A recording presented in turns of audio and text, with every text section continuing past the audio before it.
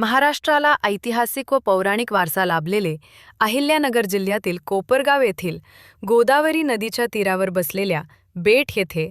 परम सद्गुरू श्री शुक्राचार्य महाराज मंदिरात विवाह करण्यास कोणताही मुहूर्त लागत नाही, अशा या पावन पवित्र भूमीत संजीवनी पार्क, तसेच श्री गणेश मंदिर, श्री विष्णू मंदिर, तसेच श्रीमंत महादेव मंदिर व श्रीदत्त मंदिर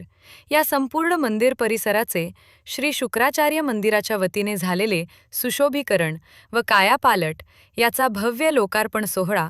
गुरुवार दिनांक 12 फेब्रुवारी 2026 रोजी सायंकाळी 5 वाजता परमपूज्य महंत रमेश गिरीजी महाराज, परमपूज्य महंत परमानंदजी महाराज,